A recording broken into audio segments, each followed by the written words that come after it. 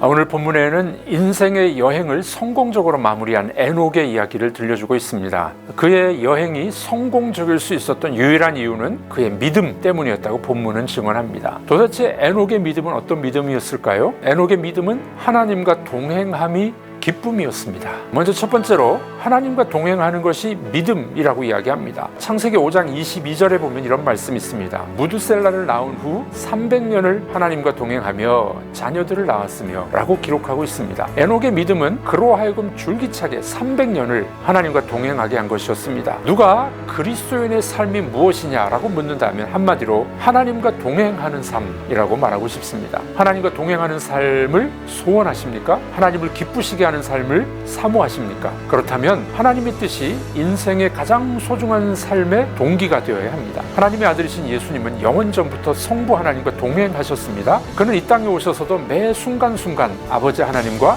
동행하는 삶을 사셨습니다. 그가 그렇게 사실 수 있었던 가장 중요한 이유는 하나님의 뜻이 그의 존재 이유이셨기 때문입니다. 요한복음 4장 34절이죠. 나의 양식은 나를 보내신 이의 뜻을 행하며 그의 일을 온전히 이루는 이것이니라 라고 말씀하셨습니다. 창세기 5장에 보면 에녹이 하나님과 동행하게 된 전기가 있습니다. 5장 22절에 에녹이 그의 아들 무드셀라를 낳은 후 하나님과 동행하였다라고 기록하고 있습니다. 흥미로운 것은 무드셀라라는 이름에는 그가 죽으면 심판이 온다라는 뜻이 있다고 합니다. 뉴베리라는 성경학자에 의하면은 본래의 뜻은 창을 던지는 사람이란 뜻입니다. 고대 부족들의 싸움에서 상대 부족에서 창 잘 던지는 사람만 처치하면 저 부족은 끝장이다 라는 의미에서 유래하였다고 합니다. 하나님이 그 시대의 악함을 보시고 내 아들을 낳거든 무드셀라 곧 그가 죽으면 심판이 온다 라고 지으라고 말씀하셨을 것입니다. 자연히 그가 아들의 이름을 부를 때마다 그는 다가오는 심판을 생각했을 것입니다. 그 심판의 자리에서 부끄럽지 않기 위하여 그는 하나님과 동행하는 삶을 살게 된 것입니다. 과연 그 아들이 죽었을 때 심판이 왔을까요? 하나님은 무드셀라 그가 죽으면 심판이 온다 라는 예언의 약속을 지키신 것입니다. 그 심판은 노아의 홍수 심판입니다. 그 어느 날 우리는 심판대 앞에 서게 될 것입니다.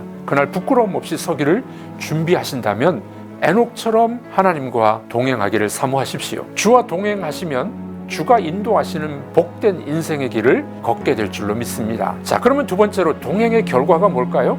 천국의 기쁨입니다. 에녹은 하나님이 데려가심으로 이 세상에 있지 아니하였다라고 말합니다. 이 말씀이 의미하는 바는 분명히 내세가 있다는 것입니다. 그는 세상에서 나가서 그곳에 있습니다. 하나님께서 그곳으로 옮기셨던 것이었습니다.